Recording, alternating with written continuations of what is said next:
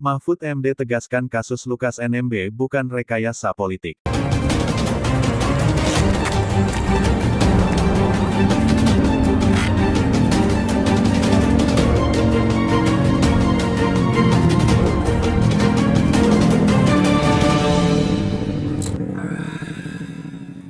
Pemirsa Lingkar Jatim, Menteri Koordinator Bidang Politik Hukum dan Keamanan Mahfud MD mengatakan penetapan tersangka terhadap Gubernur Papua Lukas NMB murni tindakan hukum.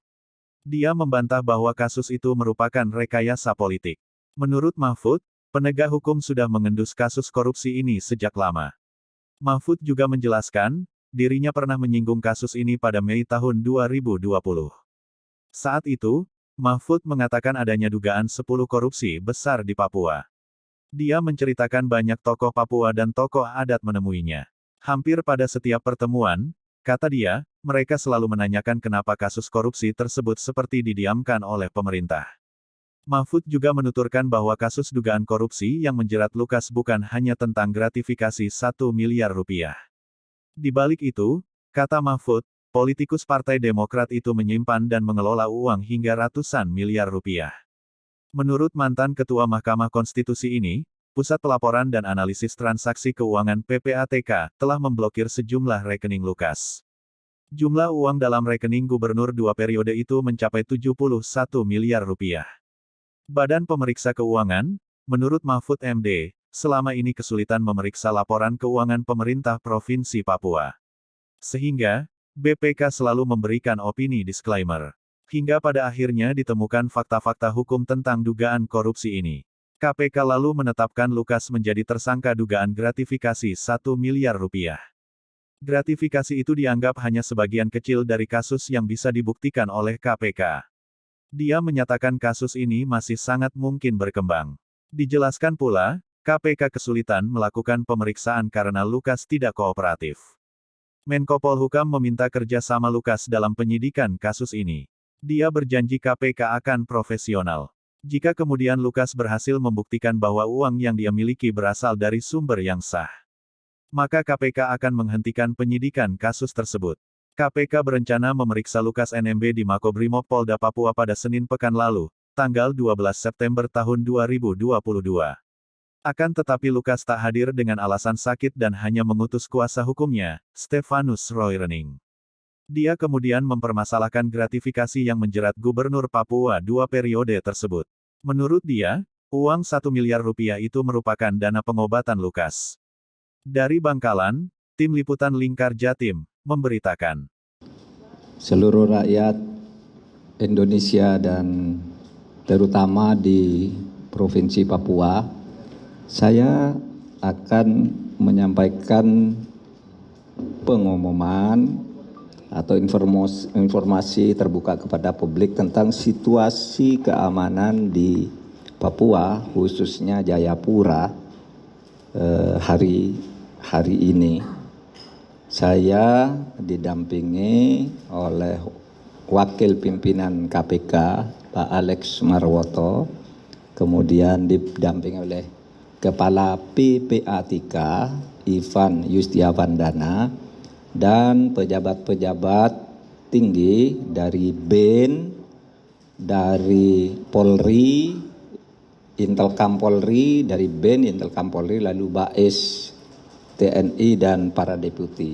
Begini, di Papua sekarang situasi agak memanas karena diberitakan akan ada demo besar-besaran besok, tanggal 20 September tahun 2022 dengan tema menyelamatkan atau Save Lukas NMB.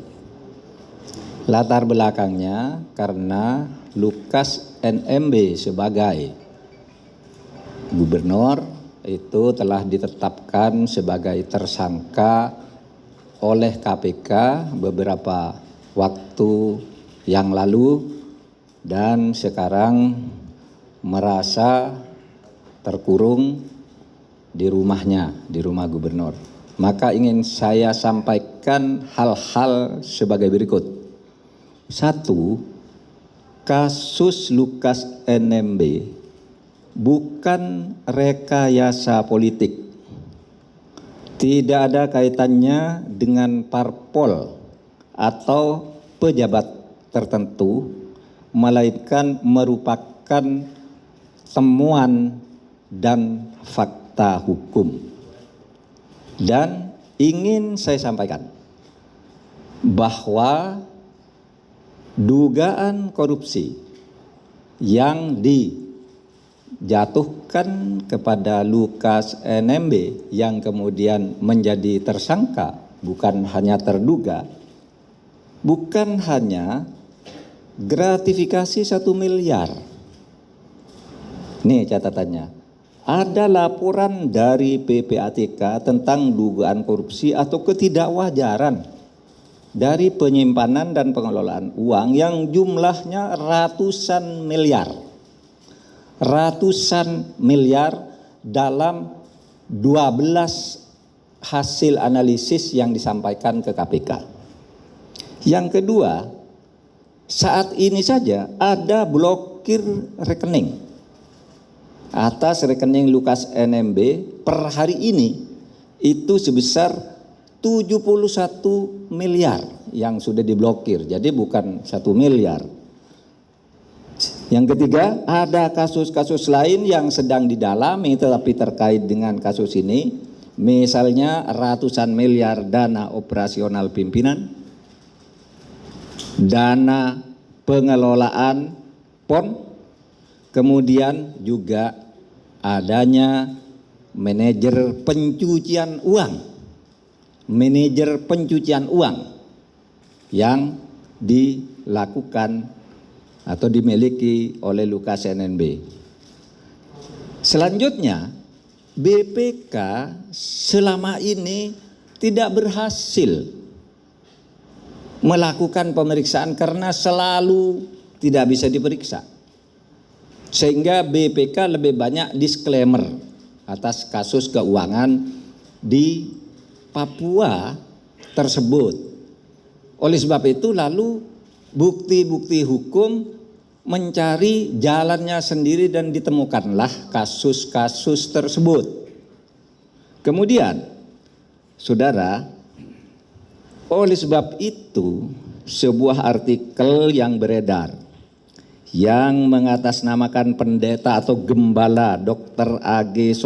Sokrates Yoman yang menyebut bahwa Lukas pada bulan Maret tahun 2019 ke Jakarta untuk berobat dan tinggal di Jakarta karena ada COVID, ada lockdown, sehingga pada bulan Mei 2019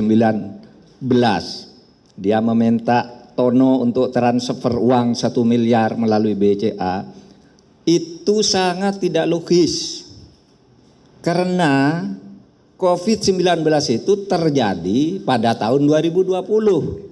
Bagaimana dia sudah lockdown dan mengirim uang ke lockdown COVID tahun 2019 gitu. Sehingga itu sangat menyesatkan publik, seakan-akan uang 1 miliar itu terjadi pada saat COVID, padahal di COVID-nya itu dia menyebutnya 2019, jauh setahun. Dan lockdownnya itu di Indonesia saudara tahu itu tahun 2020 dan tahun 2019 ini ditulis 2 kali di surat ini. Bukan keliru ketik gitu, karena 2 kali ditulis. Nah, saudara sekalian, kasus Lukas NMB ini bukan baru terjadi sekarang menjelang situasi politik seperti ditulis oleh Romo tadi, situasi politik menjelang 2024 karena ada parpol dan sebagainya. Karena saya persilahkan saudara membuka berita, membuka situs tanggal 19 Mei tahun 2020. 19 Mei tahun 2020 saya selaku Menko Polhukam sudah mengumumkan adanya 10 korupsi besar. 10 korupsi besar di Papua dan ini masuk di dalamnya. Itu bukan sekarang, itu tahun 2020. Saya sudah umumkan dan saudara semua wartawan sudah menulis. Gitu. Nah, Oleh sebab itu, juga saya mencatat setiap tokoh Papua datang ke sini, apakah tokoh pemuda, apakah tokoh agama, tokoh adat, itu datang ke sini selalu menanya, kenapa kok didiamkan? Kapan pemerintah bertindak atas korupsi itu? Kok sudah mengeluarkan daftar 10? Kok tidak ditindak? Gitu. Nah, saudara sekalian, oleh sebab itu kepada saudara Lukas NMB, menurut saya, ya kalau dipanggil KPK datang saja. Jika tidak cukup bukti, kami ini semua yang ada di sini menjamin dilepas. Nggak akan dihentikan itu. Tetapi kalau cukup bukti ya harus bertanggung jawab karena kita sudah bersepakat membangun Papua yang bersih dan damai sebagai bagian dari program pembangunan Negara Kesatuan Republik Indonesia.